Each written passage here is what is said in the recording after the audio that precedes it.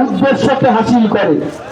আর এই প্রভাব তাদের উপরে দেখাচ্ছে আমার আপনার বাড়ির বোনেদের উপর, মেয়েদের উপর এইরকম অকথ্য নোংরামি চালাচ্ছে। আর তারই প্রতিবাদে আজ আমাদের পথের প্রতিমা ভারতীয় জনতা পার্টির পক্ষ থেকে ভিক্ষার সভা। আপনারা দেখছেন মুখ্যমন্ত্রী পুরো চুপ। অন্য রাজ্যে কোথাও কিছু ঘটনা হলে উনি লাম মেরে চলে যান, কিন্তু এই রাজ্যে তার আদরের ভাইয়েরা ধর্ষণ করছে, গণধর্ষণ করছে, বোম মেরে ভোটে জেতার আনন্দে 12 বছরের শিশু কন্যাকে বোম মেরে হত্যা করছে। সেখানে তার এতটুকু মুখ নিশ্চিত আমরা কোনো বক্তব্য পেলাম না। এটা লজ্জার, এটা অতি লজ্জার। আজ আপনারা দেখুন আমাদের পশ্চিম বাংলায় যত মাওবাদী সন্ত্রাসীর আতুর ঘর হয়েছে, তিনি গোপনে এই পশ্চিম বাংলাকে বাংলাদেশ বানানোর চক্রান্ত চালাচ্ছে। উনি ওবিসি কোটায় 98% একটা সম্প্রদায়কে সেখানে ঢুকিয়ে দিয়েছে এবং হিন্দুদেরকে বেছে বেছে বাদ দিয়েছে। উনি কি চাইছেন? উনি আবার ঘোষণা করেছেন বড় পরিবারের বেশি রেশন। বড় পরিবার কাদের?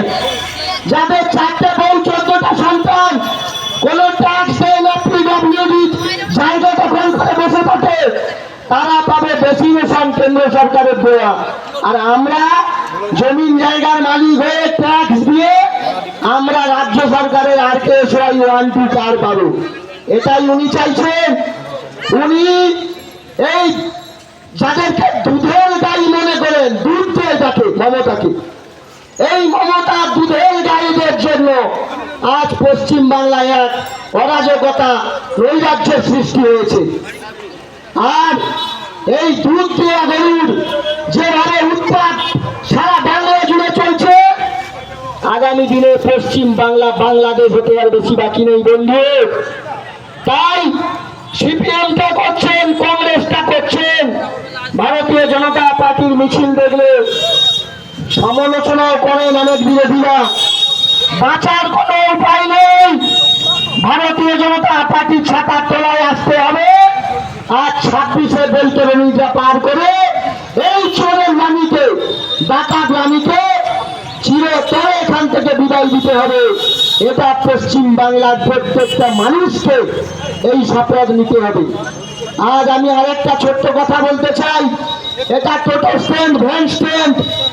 বাড়ি থেকে ছেলেরা পরিযায়ী শ্রমিকের কাজ করে 4-5 বছর টাকা এক জায়গায় করে একটা টোটো কিংবা মেশিন ভ্যান করেন।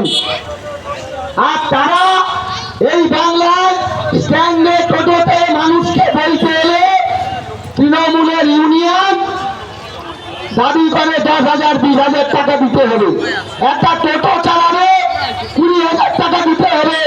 বিরোধী রাজনীতি, তার যদি পরিবারের লোক করে তাকে টোটো চালাতে দেয় না।